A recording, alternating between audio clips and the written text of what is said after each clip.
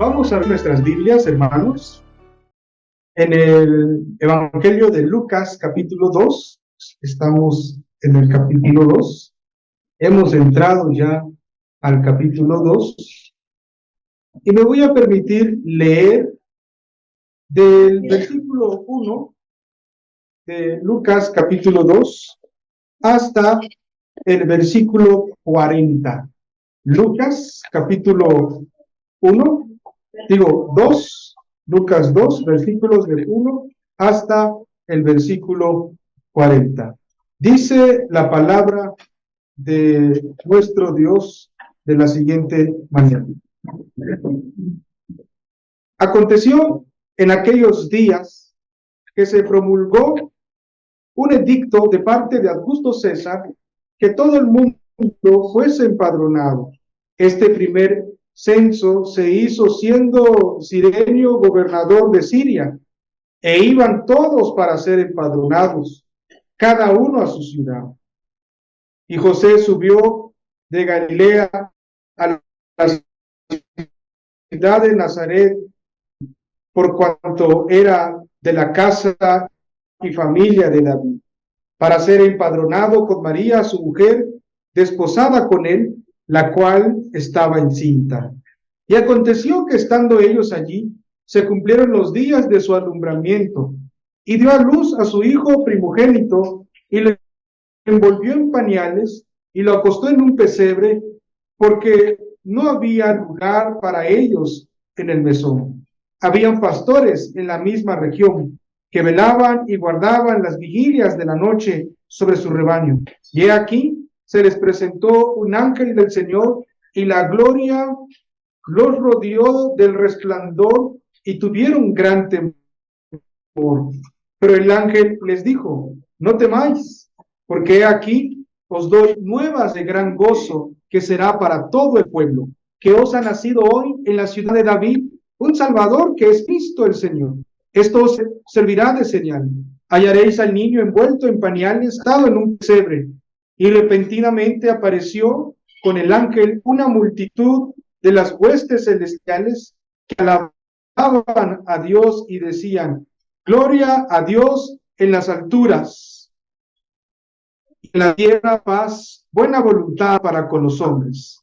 Sucedió que cuando los ángeles fueron de ellos al cielo, los pastores dijeron unos a otros: pasemos pues hasta Belén y veamos esto que ha sucedido y que el Señor ha manifestado.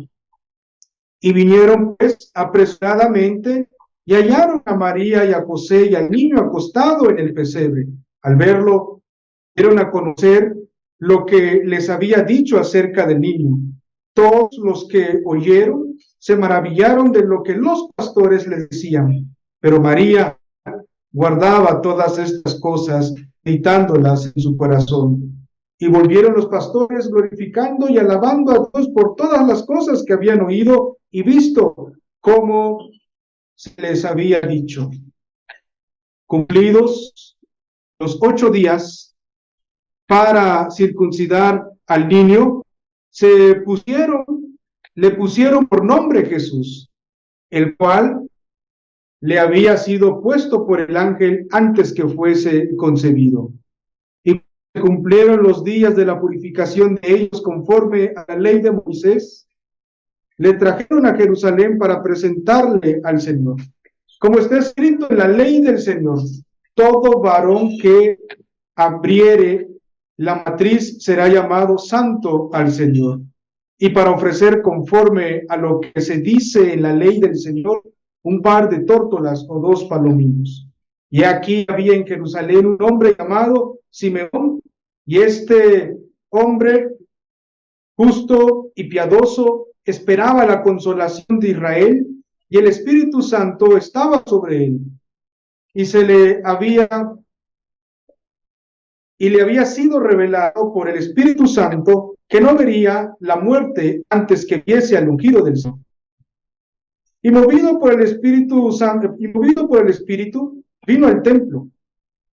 Y cuando los padres del niño Jesús lo trajeron al templo para hacer por él conforme al rito de la ley, él le tomó en sus brazos y bendijo a Dios diciendo: Ahora, Señor, despides a tu siervo en paz, conforme a tu palabra, porque han visto mis ojos tu salvación, la cual has preparado en presencia de todos los pueblos, luz para revelación a los gentiles y gloria de tu pueblo Israel.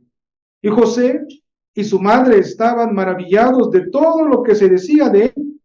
Y los bendijo Simeón y dijo a su madre María: He aquí, este está puesto para caída y para levantamiento de muchos en Israel, y para señal que será contradicha.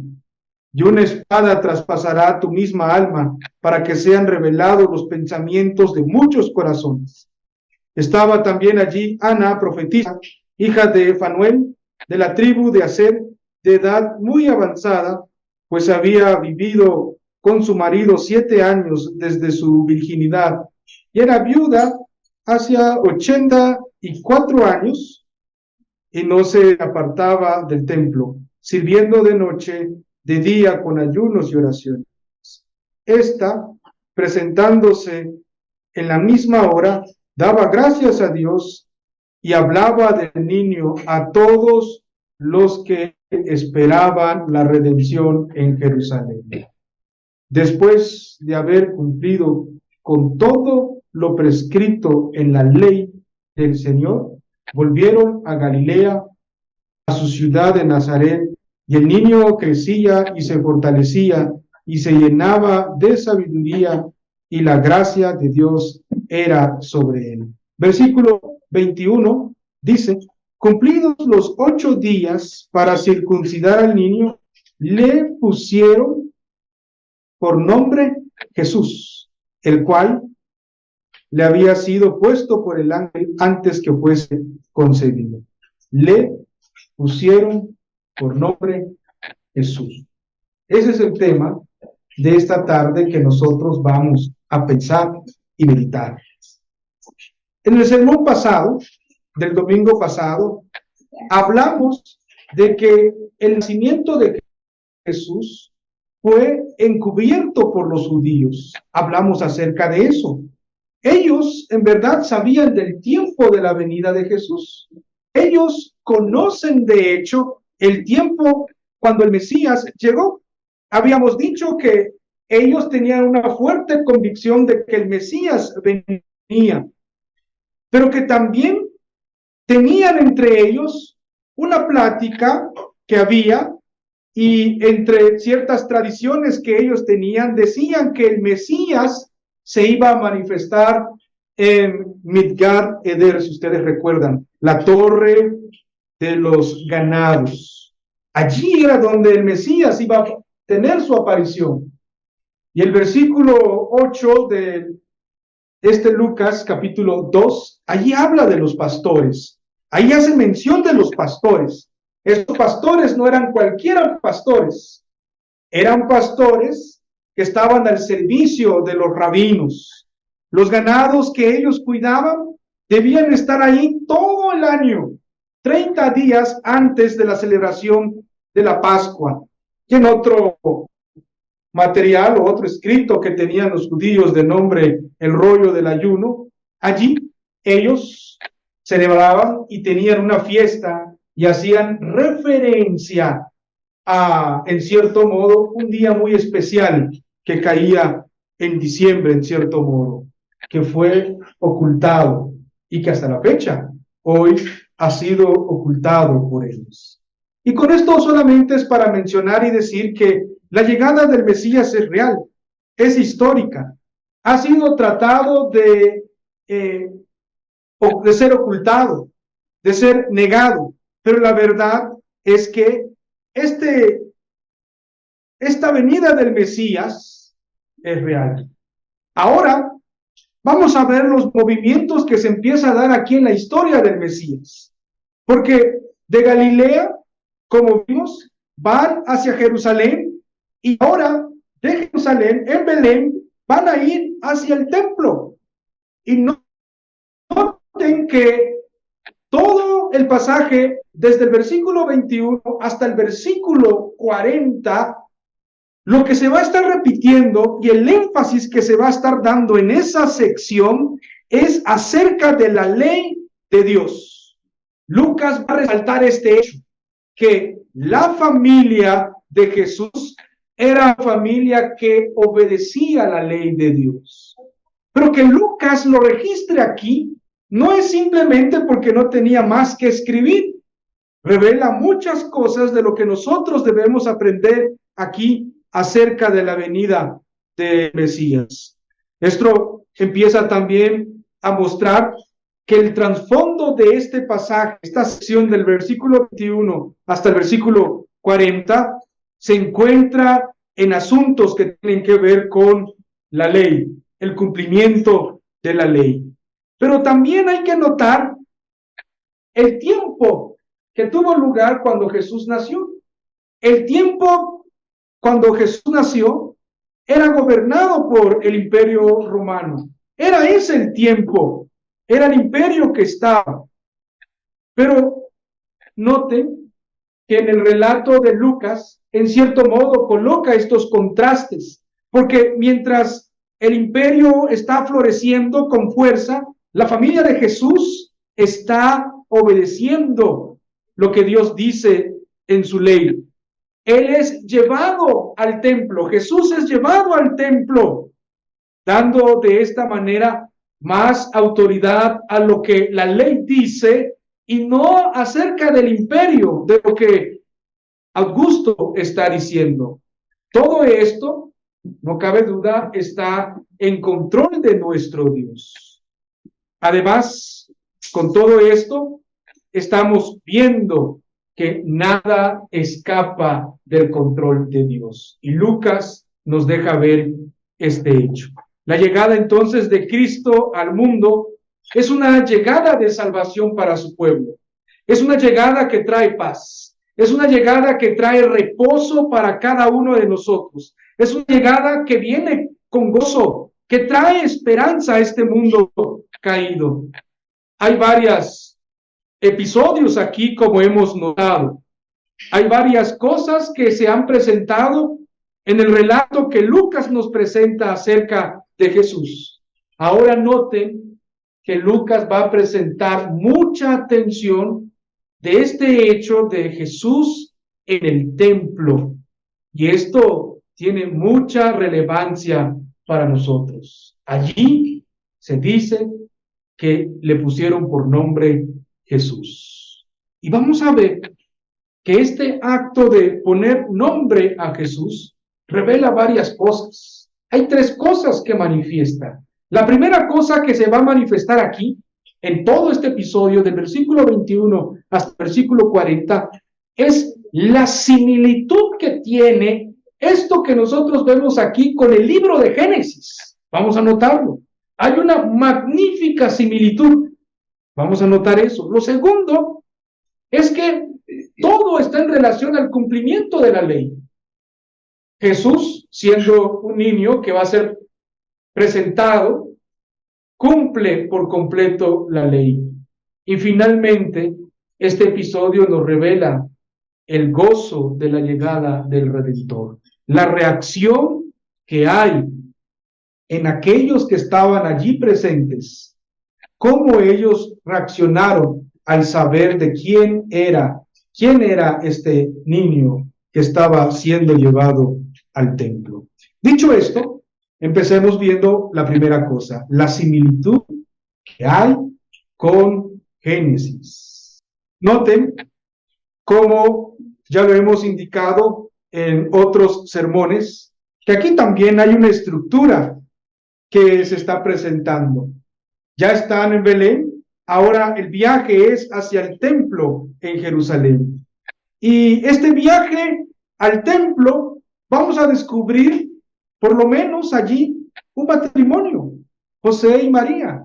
Y vamos a ver otras personalidades, un hombre y una mujer, Simeón y Ana.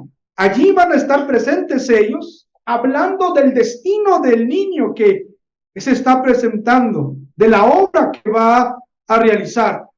Y Lucas, a través de estos eventos, empieza a tejer aquí este evangelio y lo coloca aquí para que nosotros miremos el sentido, y concluye toda esta sección hablando de la madurez de Cristo, que Él va creciendo.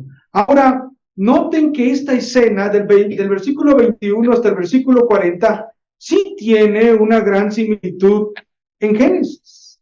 Aquí, en Lucas, se habla de un templo. Hay un templo. Se habla, por ejemplo, de un hijo. Se menciona un matrimonio. Se mencionan testigos. Incluso aquí en Lucas se menciona una espada. Lo leímos, ¿no? Una espada se menciona aquí. Y vean, aquí hay similitudes con el libro de Génesis, del capítulo 1 hasta el capítulo 3. Porque en Génesis también encontramos un templo. El huerto del Edén era un templo, era el primer templo que Dios colocó allí. Había también un matrimonio, Adán y Eva. ¿Notan las similitudes? Había también la promesa de una simiente. Allí se menciona en el capítulo 3 y también al final del capítulo 3, una espada recorría para que el hombre no entre. Hablamos de similitudes nada más. Pero estas similitudes son importantes que nosotros las notemos, porque lo que Lucas nos empieza a decir, en cierto modo, mirando al pasado, mirando al libro de Génesis, es el cumplimiento de la simiente prometida de Dios a Adán en el versículo 15 de Génesis 3, en este evento de Jesús en el templo. Esa simiente prometida allí tiene su fiel cumplimiento. La hora de la redención llega con Cristo. Y eso es lo que nosotros tenemos que ver. El templo de Jerusalén, en cierto modo, es algo de lo que estaba en el jardín del Edén, que es el templo de Dios. El matrimonio de Adán y Eva se ve reflejado aquí con María y José, o José y María, llevando a Jesús. La importancia de la familia aquí también reflejada. El testigo en Génesis, Dios mismo. Aquí notamos Simeón y Ana. Esta presencia del Espíritu Santo en ellos es importante destacarlo. La espada que cuidaba el huerto, un eco aquí sobre lo que tiene que ver con María. Similitudes estamos notando. Simiente, Jesús es la respuesta al cumplimiento de la simiente prometida en el pasado. Entonces, con todas estas similitudes que nosotros vemos aquí, Lucas, inspirado por el Espíritu Santo, nos deja ver con este episodio aquí, en verdad, el cumplimiento de la promesa en Génesis. Es como si por un momento empezara Génesis hablándonos de esto, llegando a la promesa, y como que se cortara por un momento todo lo demás y se uniera con Lucas, mostrándonos que se cumple lo que Dios había dicho en el pasado. Podemos ver que Jesús es el Cristo, es el Mesías prometido. Estando allí en el templo, ese eco resonante de esa promesa dada a Dios, a los hombres, en este caso, a Adán y a Eva, cuando ellos pecaron. También podemos ver la imagen de este templo que vemos aquí en Jerusalén en el tiempo de Jesús, bajo la perspectiva del pecado. Esto también es fascinante notarlo, porque en el tiempo que Jesús nació y en el tiempo en que Jesús fue presentado en el templo, habíamos dicho hace un momento que el imperio romano estaba gobernando. Y vamos a ver en el episodio también que estos testigos decían, esperaban la consolación de Israel.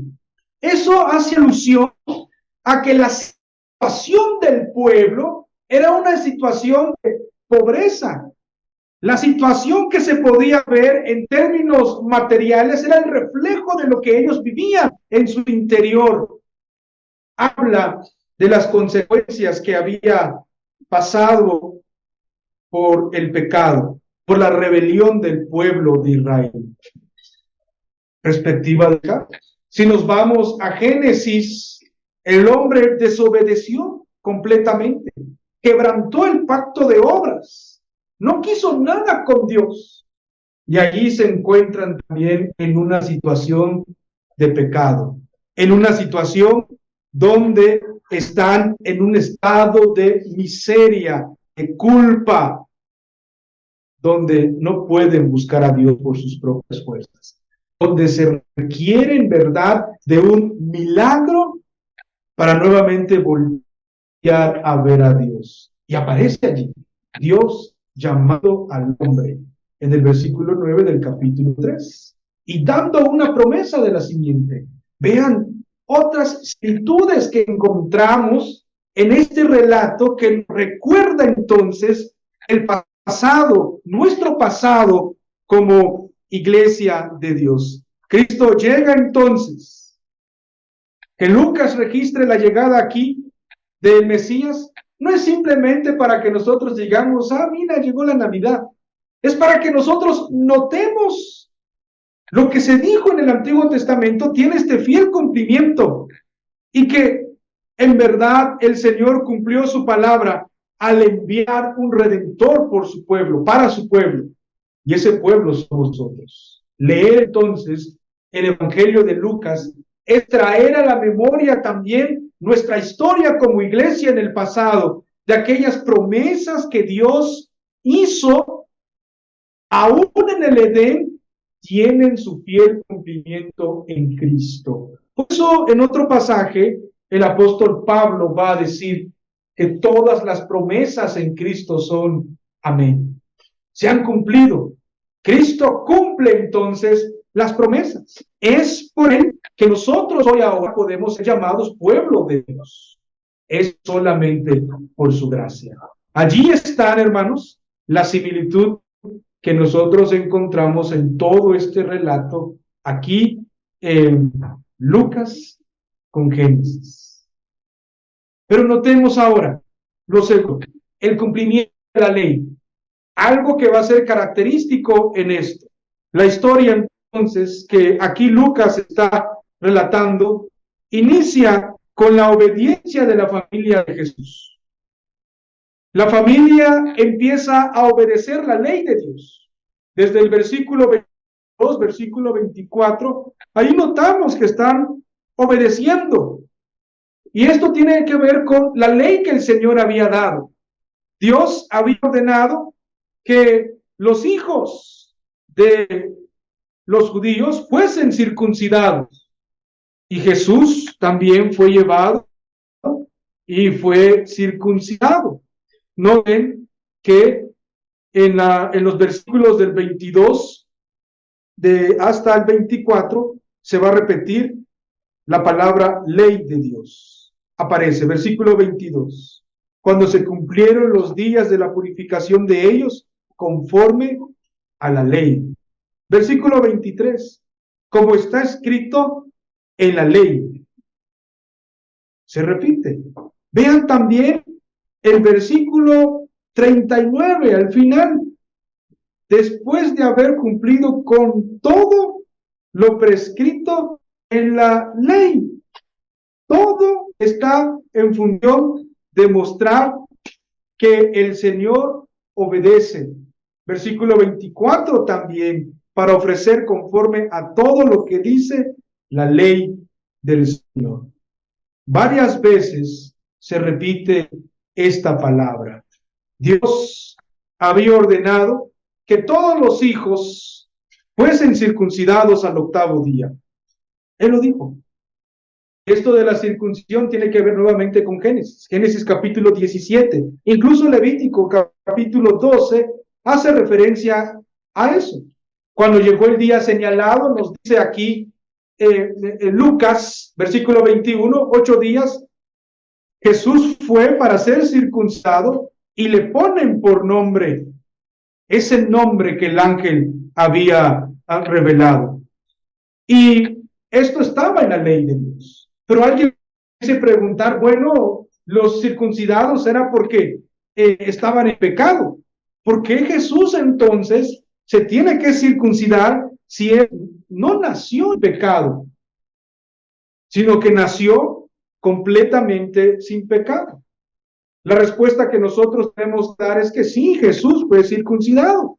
Él no nació en pecado. Él entró a este mundo para quitar el pecado de su pueblo. Él viene aquí a este mundo como alguien santo y sobre él va a cargar los pecados, la culpa de su pueblo. Y ese pecado era lo que había que quitar. Por eso Jesús aquí se identifica con los suyos, se identifica con su pueblo. Era él el Mesías. Cristo nació sin pecado. Y la tarea de Jesús ahora como segundo Adán era que ahora él tenía que guardar la ley, lo que Adán no hizo. Y vean otra similitud con Génesis. Dios había dicho a Adán: el día que comieres de este fruto, ciertamente morirás. Y aquí vemos desde el principio en el templo el Señor Jesús guardando la ley, claro, a través de sus padres que lo están llevando, cumpliendo con todo lo estipulado. Lo que el primer Adán no pudo hacer, el segundo Adán lo está haciendo. Él vino al mundo entonces para llevar la maldición de la ley y librar sobre sí, cayendo sobre él la maldición, a todo su pueblo. Pero la circuncisión es signo y sello de la justicia de fe. Dice Romanos capítulo 4, versículo 11, en conexión con Génesis capítulo 15, también 17. Hay una confianza perfecta aquí al Padre Celestial.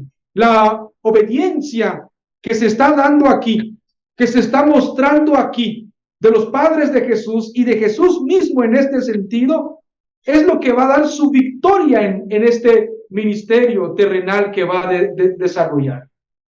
Hay que notar que el énfasis para Lucas en verdad no se encuentra en la circuncisión, no está en la circuncisión, porque él en un solo versículo habla de la circuncisión, sino que el énfasis se encuentra en que le pusieron por nombre Jesús. Y esto significa, como ustedes saben, Salvador. El Hijo, en su naturaleza humana, obedece. Y su nombre le es asignado porque habla de su ministerio. Ahora, aquí es importante también aclarar algo y mencionar algo, que también va a servir mucho cuando veamos esto de matrimonios más adelante. Cuando nosotros decimos que Jesús se sujetó al Padre, no es lo mismo decir que el Hijo de Dios como tal está subordinado al Padre. Ojo con eso. De repente hay quienes enseñan esas cosas, como si dentro de la Trinidad hubiese un asunto de subordinación. Jesús o Cristo en su naturaleza divina, Él es igual al Padre. No hay mayor, no hay ni menor. Él es Dios, 100% Dios. Él cuando se encarna en este mundo, en su naturaleza humana, Él aprende a obedecer. En su ministerio redentor que Él va a realizar como mediador, se sujeta a todo lo estipulado. Pero Él es Dios, 100% Dios. No pierda de vista eso, porque de repente hay como medias ideas que circulan, o de repente se empiezan a enseñar ciertas enseñanzas de subordinaciones que quieren llevarlo a otros ámbitos, ¿no? Importante que notemos esto. Por eso aquí se menciona que Él obedece. En su naturaleza humana, Él va a obedecer. Por eso recibe este nombre dado por Dios. Noten que después en el versículo 22 dice, cuando se cumplieron los días de la purificación de ellos, aquí refiriéndose a los padres, conforme a la ley de Moisés, le trajeron a Jerusalén para presentarle al Señor. La idea entonces de aquí va implícito de familia. Tanto José como María están presentes, pero también el cumplimiento de la ley para ofrecer lo acostumbrado, lo dicho por la ley con respecto a la purificación, la de María, pero también de la presentación del Hijo, en este caso Jesús. Y esto tenía que ser por medio de sacrificio. Esta presentación, relatada aquí en Lucas del versículo 22 hasta el versículo 25, es el pago del rescate que se tiene que hacer, que se tiene que realizar. Y Jesús cumple incluso con esto. Ahora, estamos hablando de un pago de rescate. El rescate que aquí Jesús está pasando no es lo mismo de la obra que Él va a realizar para con su pueblo. Porque recuerden que Jesús era, Jesús sigue siendo sin pecado. Pero no cabe duda que Jesús es el primogénito, hablando en términos de naturaleza humana aquí. Él no tiene pecado, pero tiene que cumplir con lo que estipula. Él es de la tribu de Judá, por eso es rey. Y tenía que ser eximido en este sentido del servicio del templo, como Jesús, como Dios había ordenado en el pasaje que nosotros leímos en la lectura de advertencia. La idea es esta, que en la noche, cuando Jesús liberó a su pueblo de Egipto, todos los primogénitos de los egipcios perecieron, pero los de los judíos también eran pecadores, por eso la sangre estaba en los dinteles. Pero el Señor, como tal, Él los rescata, los salva, y en su lugar acepta el servicio vitalicio de la tribu de Leví para servir, mientras que todos los primogénitos tenían que ser redimidos. En otras palabras, cada judío que llevaba a sus hijos a pagar esta redención era en cierto modo una confesión que hacían de que el Señor los había liberado, de que solamente hay en Él salvación. Jesús incluso cumple con todo esto para poder redimir a su pueblo. Él no tenía culpa, Él no tenía pecado, pero asumió la culpa de su pueblo para poder redimir a su pueblo. Ese era su obra que vino a realizar. Fue en pago entonces de la redención que José y María consagraron de esta forma públicamente a este niño, a este hijo, que es hijo de Dios. Ellos presentaron el sacrificio de la purificación. Ellos entonces, como padres, cumplen con todo, y Jesús también está cumpliendo con todo lo estipulado en la ley de Dios. Y la ofrenda o el sacrificio que colocan es un sacrificio de pobres. Hay quienes han especulado de esto, de que pues, eran pobrecitos, no tenían dinero, y pues esto es posible. Pero muy probablemente José tenía también para pagar. ¿Dónde está? Y todo el proceso que pasó para el nacimiento de Jesús. Pero aquí está indicando entonces, en cierto modo, esta condición de Jesús en su naturaleza humana, su estado de humillación también. Y nosotros tenemos que percibirlo de esta forma. Jesús cumpliendo con todo, porque es verdaderamente el Hijo de Dios. Es el Hijo de Dios. Él cumple con la ley. Algo que tú y yo no podemos hacer. Bajo este cumplimiento entonces de la ley que hemos notado, viene lo tercero, el gozo de la llegada del Mesías. En este lugar que Lucas nos ha retratado ya como similitudes con Génesis, notamos nosotros que hay testigos. Aquí se va a escuchar por primera vez a Simeón, versículo 25. Y aquí había en Jerusalén un hombre llamado Simeón, y este hombre justo y piadoso esperaba la consolación de Israel, y el Espíritu Santo estaba sobre él. Y le había sido revelado por el Espíritu Santo que no vería la muerte antes que viese al ungido del Señor. Y movido por el Espíritu vino al templo, y cuando los padres del niño Jesús lo trajeron al templo para hacer por él conforme al rito de la ley, él le tomó en sus brazos y bendijo a Dios diciendo: ahora, Señor, despide a tu siervo en paz, conforme a tu palabra, porque han visto mis ojos tu salvación, la cual has preparado en presencia de todos los pueblos, luz para revelación a los gentiles y gloria de tu pueblo Israel. Allí estaba este hombre. Recuerden, Simeón, posiblemente uno de los laicos de allí. La Biblia lo describe como justo, piadoso, y su conducta muy posiblemente era conocida por todos los que estaban allí. Hablaban de él.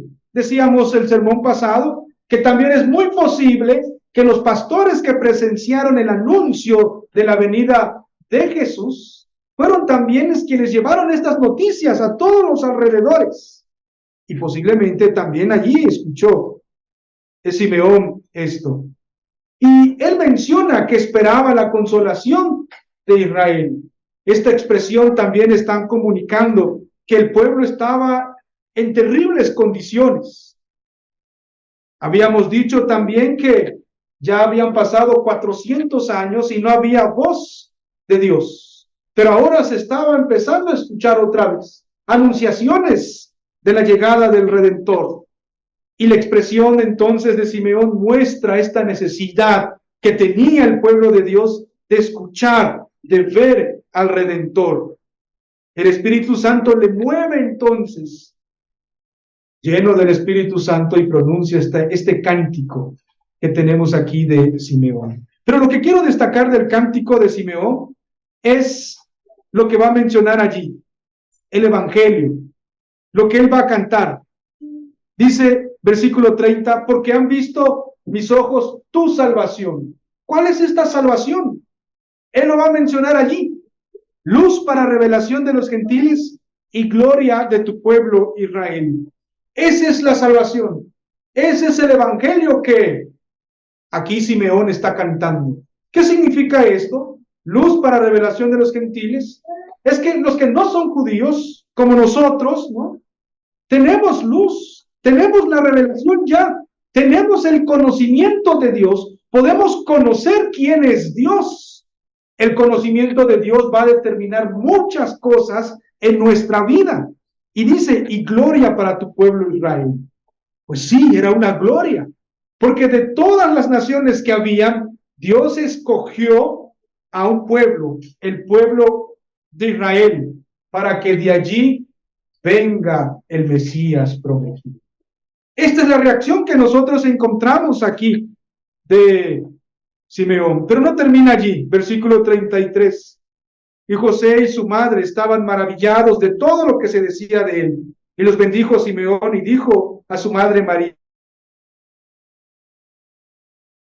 he aquí, este está puesto para caída y para levantamiento de muchos en Israel, para señal que será contradicha.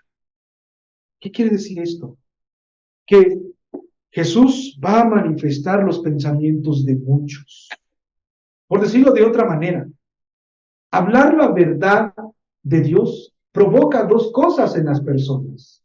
O provoca arrepentimiento y buscar al Señor, o provoca que el corazón de las personas se endurezca más.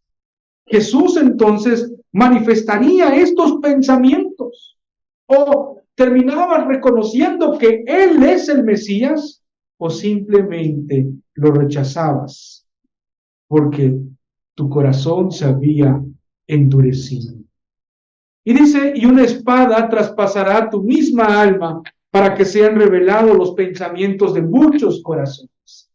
Eso es una forma de hablar de que María iba a ser consolada. Y fue consolada. Juan capítulo 19 nos habla acerca de eso del versículo 27. Porque era terrible lo que Jesús pasó, pero fue consolada cuando le dijeron que sea recibido María con el discípulo a quien él amaba.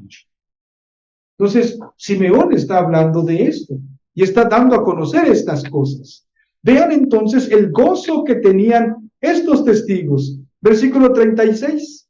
Estaba también allí Ana, profetisa, hija de Fanuel, de la tribu de Aser, de edad muy avanzada, pues había vivido con su marido 7 años desde su virginidad, y era viuda, hacía 84 años, y no se apartaba del templo sirviendo de noche, de día con ayunos y oraciones.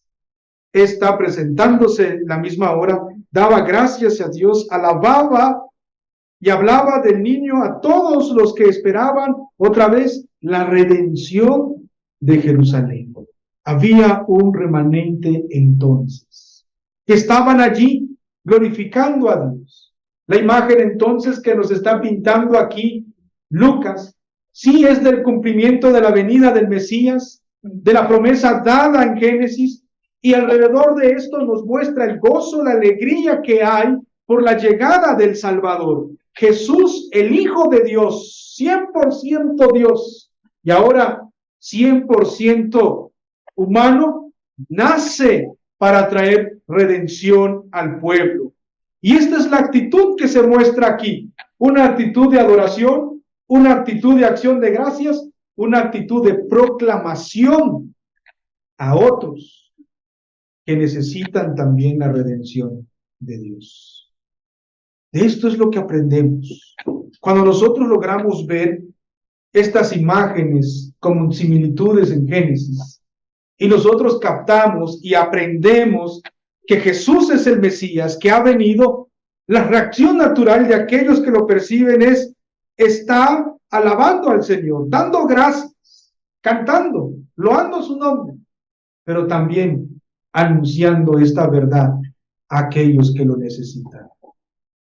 Tú conoces a muchos de tus familias, tú conoces a otras personas que también necesitan escuchar del Evangelio de Dios. Tú mismo también necesitas de escuchar del Evangelio de Dios siempre.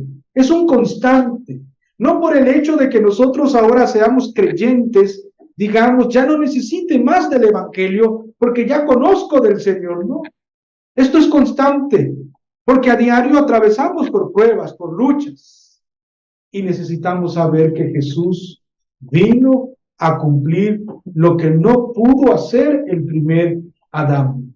Y todo lo que Lucas nos relata aquí no es simplemente por una mera sentimentalismo o mera emoción, es mostrarnos a nosotros que Cristo vino a cumplir y que en Él nosotros podemos tener paz, reposo, consolación, esperanza, y que otros también que atraviesan dificultades necesitan también de escuchar de Dios. Todos necesitamos del Evangelio de Dios.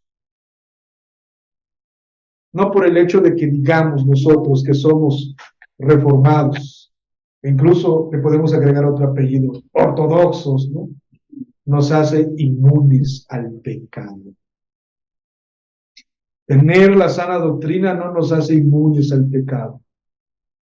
Sí, tener la sana doctrina nos hace firmes, resistentes, pero no nos hace inmunes al pecado. Tener a Cristo en nuestro corazón nos asegura que nosotros podemos resistir al pecado, que nosotros podemos someter al pecado en Cristo. Esa es la dicha del Evangelio, esa es la dicha de la llegada de Jesús.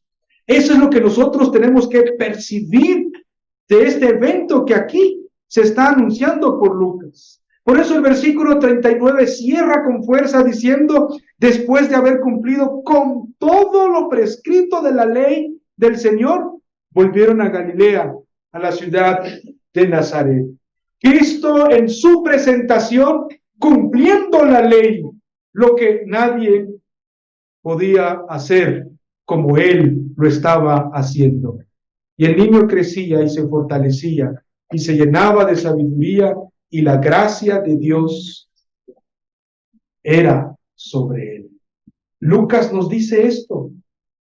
En breve nos está diciendo en un solo versículo que él está creciendo, que él se está fortaleciendo, que se está llenando de sabiduría y gracia del Señor, para que nosotros notemos y lo identifiquemos entonces como el verdadero segundo Adán, de que es en él, hermanos, que nosotros tenemos verdadera paz. Es en él que nosotros podemos honrarlo, como dice su palabra. Y es en él que nosotros podemos enfrentar cualquier circunstancia adversa. Solamente en él hay gozo, paz y alegría.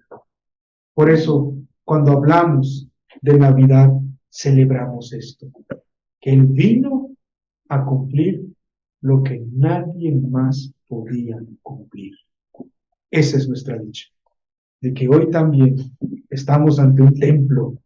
Este es el templo de Dios. Estamos ante una ley, su palabra. Estamos aquí redimidos por la sangre de Cristo. Cuando contemplamos esta imagen aquí como iglesia, en verdad es maravilloso celebrar la llegada del Mesías en estas circunstancias. Y también nos recuerda la perspectiva del pecado, porque todos los que estamos aquí tenemos circunstancias, contextos distintos, luchas distintas, problemas distintos que nosotros tenemos que enfrentar. Pero nuestra dicha es grande, porque Cristo vino a este mundo a vivir, a cumplir lo que nosotros no podíamos. Esa es nuestra dicha. Vamos a orar. Padre, muchas gracias, Señor, por tu palabra, porque nos recuerdas a nosotros, Señor, que el hecho de que nosotros incrementemos nuestro conocimiento, el hecho de que nosotros podamos mostrar tal vez una actitud cívica mejor, no nos libra, Señor, del pecado, de las tentaciones. No nos hace inmunes a pecar. Sin embargo, Señor, tu Hijo Jesucristo murió en la cruz, pero Él sí nos da las fuerzas para resistir al pecado. Gracias, porque nos recuerdas que nosotros fracasamos en el Edén, y nos recuerdas que tu Hijo salió victorioso al cumplir por completo lo estipulado en la ley. Te damos gloria y honra en el nombre de Jesús. Amén. Amén. Vamos a cantar.